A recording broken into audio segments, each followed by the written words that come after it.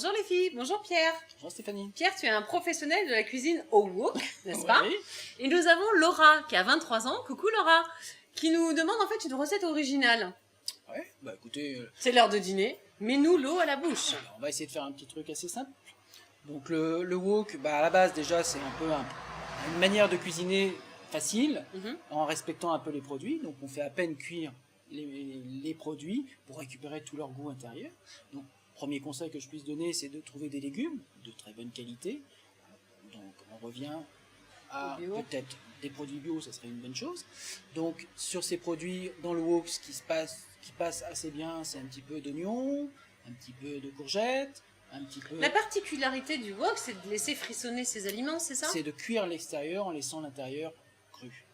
Comme ça permet vraiment d'avoir tout le goût du produit. Ce que je peux vous proposer, c'est un petit wok de crevettes avec du citron confit et puis un peu de gingembre. Ça peut être Il va sympa, nous ça. mettre l'eau à la bouche, on a déjà faim.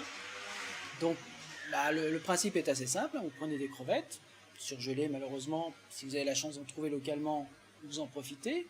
Vous retirez toute la carapace, vous gardez la queue, vous déveinez, vous retirez le boyau de l'intérieur de la bête. Vous mettez ça sur le wok avec un petit peu de sia, vous faites revenir très peu, 2-3 minutes. Vous mettez de côté. Dans cet appareil qui reste, vous allez rajouter un peu de... Vous pouvez mettre du chou-chin. Donc on laisse ce petit bouillon au fond du wok. Voilà. Un peu de carottes, un peu de courgettes, enfin des légumes que vous trouvez, des choux, des choses que vous trouvez assez frais. Vous faites pareil, revenir 2-3 minutes, pas plus. Vous rajoutez les crevettes, vous mettez le citron confit dedans À la fin. Très bien. Juste pour donner la saveur. Et en un fait. petit peu de gingembre. Et puis vous servez, servez, le gingembre. Et vous servez ça avec du riz, et vous verrez. Très bien. Ça vous a pris 10 minutes, grand maximum. Le plus long est de préparer les légumes. C'est-à-dire qu'il faut les couper. Éplucher, les couper. Très fin. Il y a une taille minimum. Voilà, c'est ça. Très fin pour que ça cuise quand même assez rapidement. Très bien. Et puis, voilà. C'est tout bon. C'est pas très compliqué. Non, c'est très simple. Bonjour Claude. Bonjour. Tu es barman et spécialiste en vin. C'est exact. Aujourd'hui, on répond à la question d'Amélie. Elle a 19 ans, elle ne boit pas d'alcool et elle aimerait savoir si tu avais des petites recettes sympas de cocktails sans alcool, justement. Ouais. Pour Amélie, pour lui répondre, il y a toujours les sodas, les jus de fruits, tout ce qu'on trouve traditionnellement dans le commerce, ce qui apporte rien. Sinon, ce que le mieux, c'est de faire des jus de fruits frais, quoi. Selon les saisons, vivre avec les saisons. Sinon, on peut élaborer des cocktails comme avec alcool, mais sans alcool. On peut partir sur du sucre de canne avec du jus d'ananas, et également du lait de coco, checker au checker, et fini avec un soda. Et donc, on remplace l'alcool par un soda ? Exactement. Donc, c'est quoi, souvent de la limonade ? Ouais, ça peut être la limonade ou... Oui, on peut dire limonade, on va pas citer de marque. Et tous les cocktails avec alcool peuvent se détourner sans alcool ? Oui, bien sûr. On peut tout détourner, comme faire une cuisine sans certains ingrédients, quoi. Oui. Après, c'est au plaisir, c'est au goût. Vu que dans les fruits, même on fait des cocktails à base de légumes maintenant. Oui. Donc on peut mélanger, des fois on peut faire des tomates vodka, mais on peut faire de la tomate mélangée avec de la carotte, mélangée avec du jus d'orange. Après, c'est l'élaboration et la création de chacun. D'où notre pays pour avoir la créativité sur les meilleurs barman, les meilleurs serveurs, les meilleurs sommeliers. Pour Amélie, on va lui donner un cocktail phare, celui qui cartonne en ce moment par exemple. Le Virgin Colada. Virgin Colada, alors quel ingrédient ? On met, on va dire, 2 tiers de jus d'ananas. 2 tiers de jus d'ananas. 2 tiers de jus d'ananas, 2 tiers de lait de coco. Ah ouais, quand même, 2 tiers de lait de coco. 1 tiers sucre de canne et on finit avec les deux tiers qui restent avec une eau gazéifiée. Qui peut être un soda ou une limonade ou une eau gazéifiée sans citer de marque. Donc 2 tiers, donc autant de jus d'ananas que de lait de coco, Exactement. que de soda et du sucre de canne en plus. Juste un trait de sucre de canne. Au niveau de la déco, est-ce qu'il y a quelque chose de sympathique ? Déco, ananas, petite brochette de fruits frais de saison. Pourquoi aller chercher plus alors qu'on a tout sur le marché ? Impeccable, merci beaucoup Claude. Je vous en prie. Bonjour les filles, bonjour William. Bonjour. William, tu es coiffeur. Tout à fait. Coiffeur professionnel. Nous avons Christy qui a 23 ans. Bonjour Christy. Christy, en fait, elle nous appelle au secours. Elle a ni fer à lisser, ni fer à friser. Tout à fait. Et elle voudrait faire des ondulations, une petite boucle un peu. Tout à fait. Quel conseil on peut lui donner ? Alors, elle n'a pas 36 000 choix, en fait. Il n'y a qu'une solution, c'est soit d'avoir des rouleaux à mise en pli, Très bien, qu'elle laisse sécher. tout à fait, ou des rouleaux velcro. C'est quoi des rouleaux velcro? Alors c'est tout simple, le rouleau velcro, on n'a pas besoin de mettre de pic comme le rouleau à mise en pli. D'accord. Tout simplement, on lie sa mèche, on fait des séparations, on roule son rouleau velcro, on le pose, Sur le cheveu? ça tient tout seul, il n'y a pas D'accord. d'attache, il n'y a rien, on le laisse D'accord. tout seul, et elle laisse sécher, soit elle a la chance d'avoir un casque, elle les sèche, Elle n'a pas de casque. elle n'a pas de casque, elle les laisse sécher naturellement, tout simplement, et à partir de Avec là... un séchoir à cheveux? Non, c'est pas possible? Non, moi je pense que le naturel sera beaucoup mieux, ce qui D'accord. permettrait d'avoir une meilleure boucle.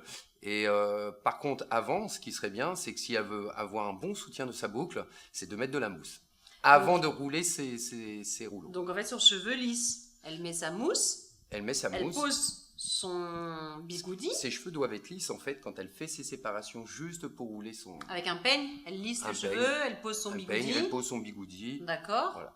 Et après, pour que sa boucle tienne plus longtemps. Alors après, elle déroule. Elle va avoir la retombée de sa boucle. Elle donne le mouvement qui lui semble le plus cohérent.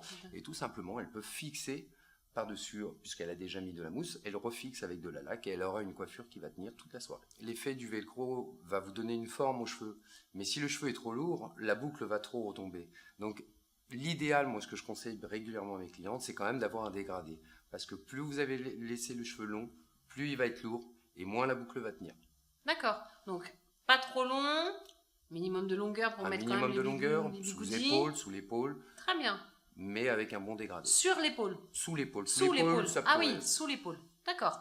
Donc Christy, sous l'épaule, velcro, pas Tout à fait. velcro, séchage naturel, Tout à fait. la mousse au préalable, un Tout petit à peu de lac après.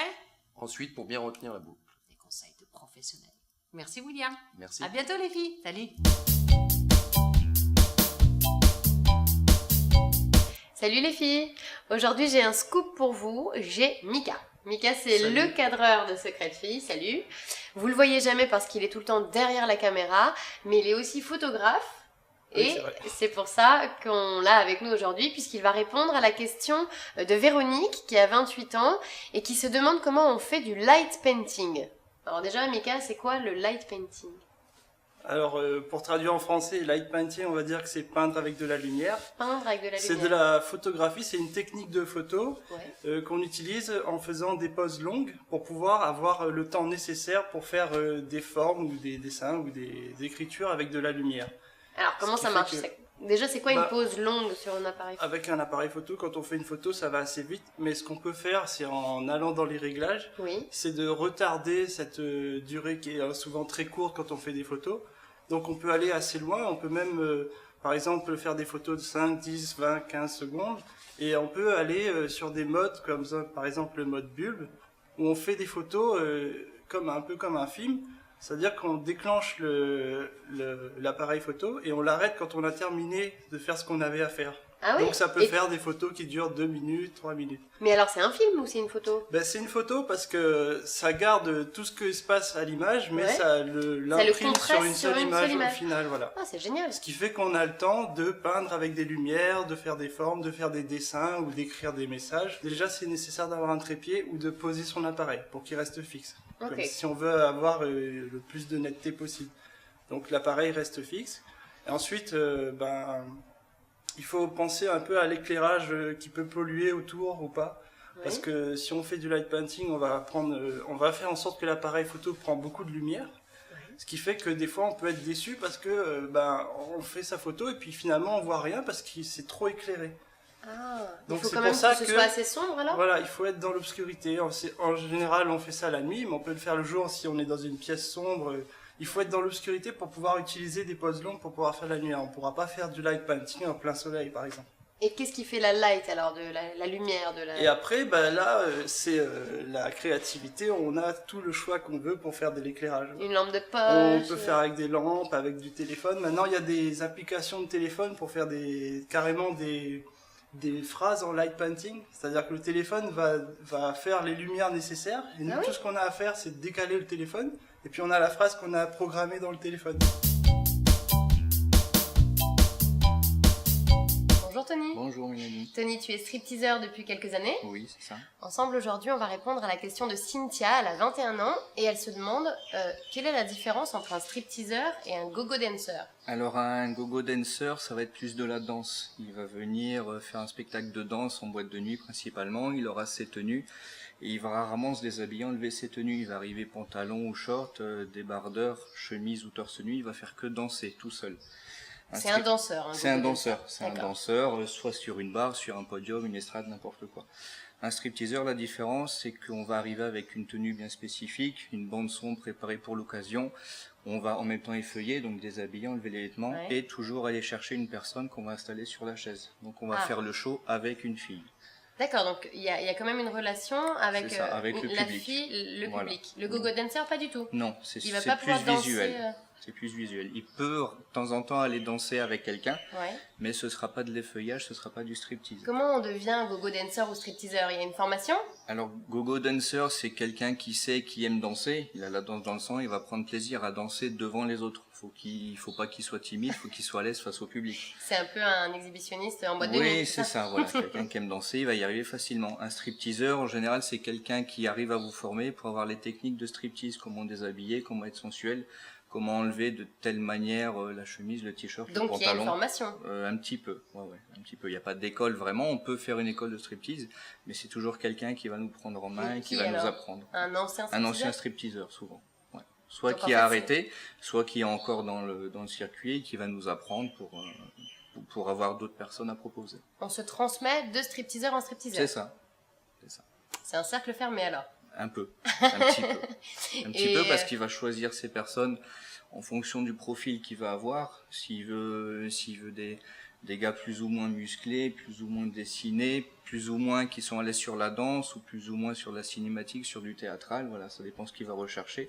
Et le profil qu'il voudra dans sa troupe, s'il compte former une troupe de stripteaseurs. Et un stripteaseur, ça peut être engagé par qui alors? En boîte de nuit? Les un boîtes de privé? nuit, les restaurants, les boîtes de nuit, les privés pour les soirées à domicile, ça peut être pour des événementiels, pour des salons, salon du mariage, salon de l'érotisme, comme il y a quelques fois. Enterrement Voilà, de vie de jeune fille, bien sûr. Aussi, évidemment.